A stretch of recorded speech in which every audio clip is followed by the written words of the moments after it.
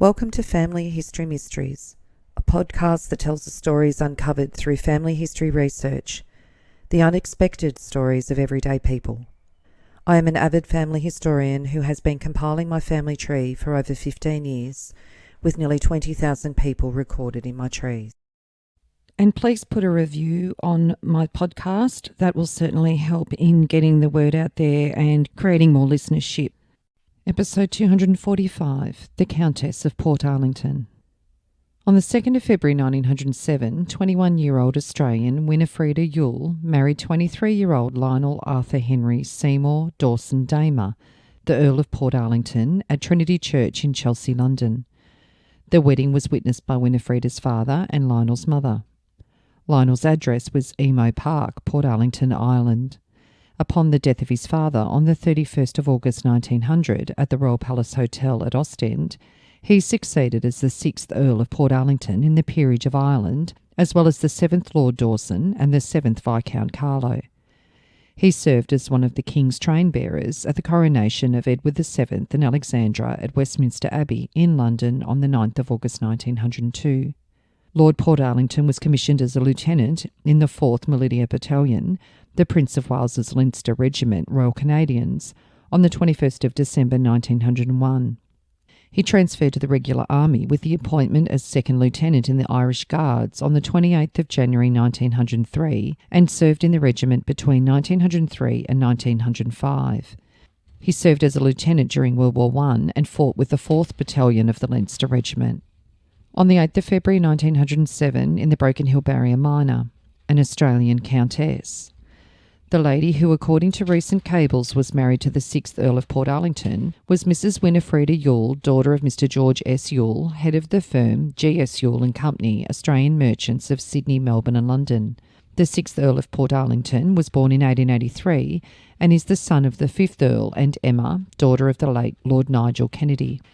He's a lieutenant in the Irish Guards and succeeded his father in the titles in 1900. He owns about 20,000 acres. The Portarlington estates are situated at the junction of Kings and Queens counties in Ireland, but the Earl also has a house in Dorsetshire. The new Countess is a native of Australia and is 23. She's been residing with her parents in England for some years past. Upon her marriage, becoming the new Countess of Portarlington, she was one of several Australian women who married into the British aristocracy around the turn of the 20th century. The marriage began a new life for Winnafreda, elevating her to the upper echelons of society. Her father, George Skelton Yuille, was Scottish, and her mother, Elizabeth Ann Riley, was born in Victoria to English-born parents. They'd married in 1869 in Victoria, and Winnafreda had 3 older siblings, Edith, John and Stanley. George Yuille acquired shipowning experience in China with the well-known firm Butterfield and Swire. After establishing himself as an extremely prosperous and influential shipping merchant, he took up the role of general manager for the Orient Steam Navigation Company in Sydney. George then formed the Australian Agency Company in 1890 and as company director travelled extensively, spending time in London accompanied by his family. It must have been on one of these trips that Winnafreda and Lionel became acquainted. Before they married, Winnafreda was in London under the chaperonage of her relative and fellow countrywoman Lady Hay, widow of Sir Robert Hay of Smithfield, and the sister of the late William Butler Duncan of New York. George was also the Sydney agent for the Adelaide Steamship Company and retired from the management in 1892. In 1896, George changed his company's name to G.S. Yuille and Company Limited and started exporting frozen mutton and butter, and some years later acquired a large interest in the Queensland Meat Export and Agency Company Limited, which company he built up as one of the largest meat companies in Australia-Asia.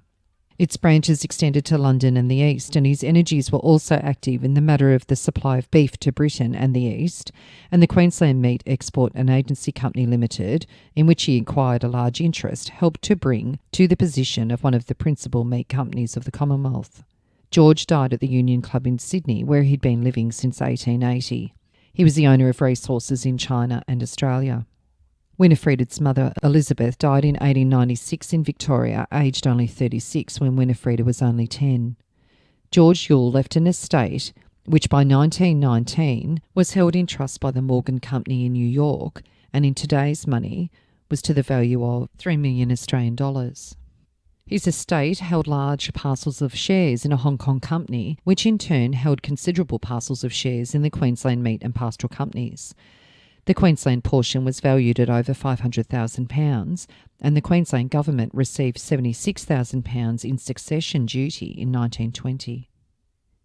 The Count and Countess of Portarlington were expected to settle at Lionel's family seat of Emo Court, also known as Emo Park, in Count Laos in Ireland.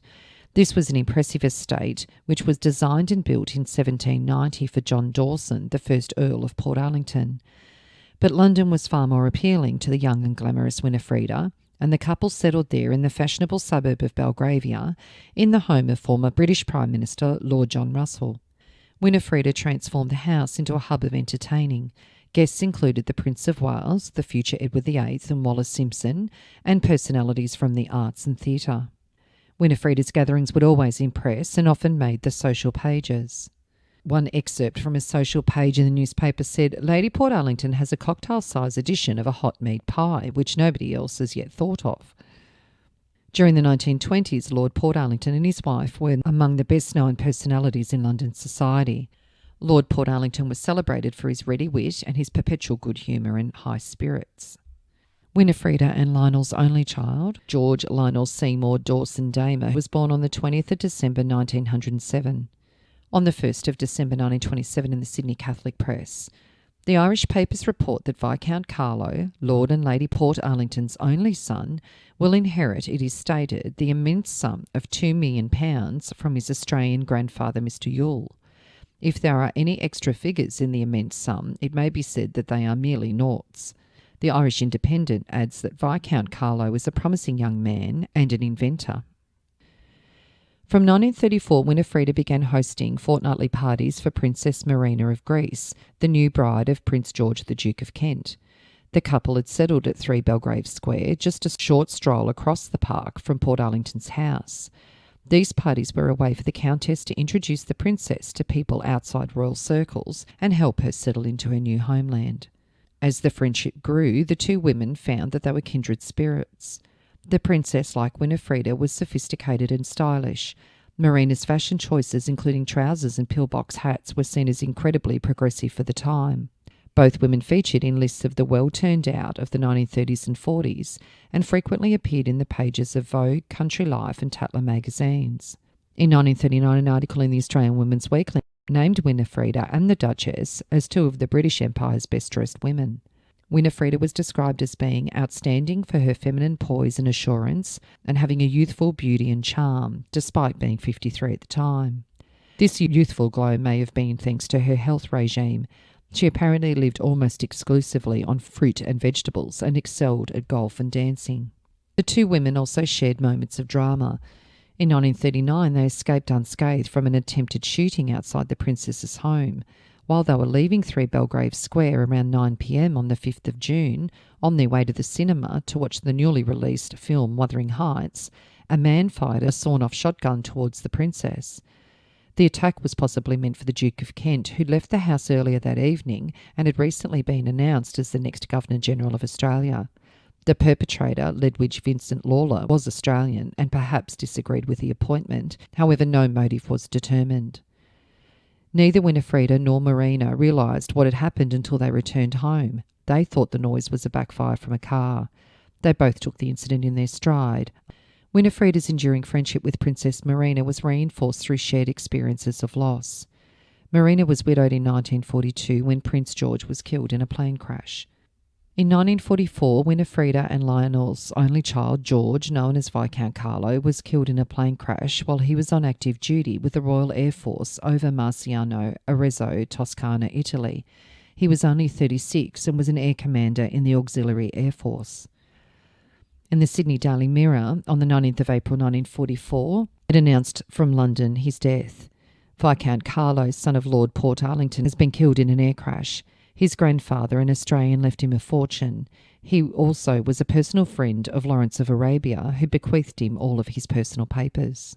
The aircraft, with 14 aircrew members and passengers aboard, had taken off from the RAF station in Cornwall on a scheduled service flight from England to Algiers Mason Blanche Airport via Gibraltar when it exploded in mid-air and crashed into Watergate Bay near Newquay Bay.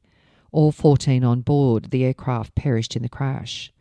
The Warwick was thought to be carrying several top-secret agents, military advisors, linguists and top-secret documents, as well as thousands of £100 bills and possibly boxes of gold, thought to be for use in helping to finance European underground groups.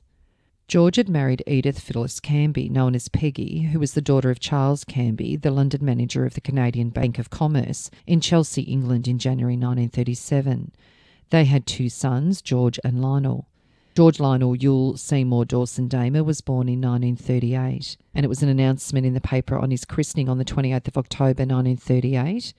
The Duke of Kent has promised to be the godfather to the baby son of Viscount Carlow at the christening at the Chapel Royal at St James's Palace on Monday. After his father's death, George became Viscount Carlow in 1944 and was educated at Eton College. George served as a page of honour to Queen Elizabeth II. Lord Portarlington's brother-in-law, Captain Honorary Fergus Bowes-Lyon, was the older brother of Elizabeth Bowes-Lyon, who later became Queen Consort of King George VI and uncle of Queen Elizabeth. Captain Bowes-Lyon was killed during the Battle of the Hohenzollern Redoubt in the Battle of Loos during World War I. And on the 28th of May 1953 in the Melbourne Herald, fingertip service for a Viscount. There was elegant help for Viscount Carlow, 14-year-old Etonian and page of honour to the Queen, when he encountered a puddle whilst leaving Westminster Abbey after a coronation rehearsal. He and 3 other pages will carry the Queen Mother's train at the Abbey ceremony. George went on to be a lieutenant in the Irish Guards before commissioning in 1956, and he became the 7th Earl of Portarlington in 1959. He married Davina Windley on the 26th of July 1961, who was the eldest daughter of Sir Edward Henry Windley of Gloucester. And there was an article in the Australian Woman's Weekly on their marriage. The bride, formerly Davina Windley, eldest daughter of Sir Edward Windley, Governor of Gambia, West Africa, and Lady Windley, will fly to Australia with her husband at the end of this month to live in Brisbane. She is 20 and Lord Portarlington is 22. He's been working with a pastoral company in Queensland for 18 months and returned to England for his marriage. George is the 7th Earl of Portarlington and inherited the title from his grandfather. His father, Viscount Carlow, was killed in action in World War II. His mother, Mrs. Peggy Nugent, a Canadian, lives in Surrey. George was a prominent businessman, director of G.S. Yuille and Company in Sydney, and held significant properties in Australia and Scotland. They had 3 sons, Charles George Yuille Seymour Dawson-Damer, Viscount Carlow, born in 1965. He was a page of honour to Queen Elizabeth II. Captain the Honorary Edward Dawson-Damer, CVO, an equerry to Queen Elizabeth and the Queen Mother from 1992 to 1994. And their 3rd child, the Honorary Henry Dawson-Damer, and 1 daughter, Lady Marina Davina Dawson-Damer. The eldest son, Charles, now succeeds to his father's 3 Irish peerages and is the 8th Earl of Portarlington.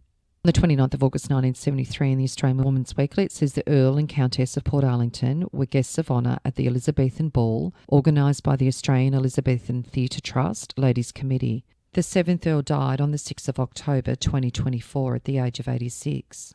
The second son of George and Edith was Lionel John Charles Seymour Dawson-Damer. He was known as DD.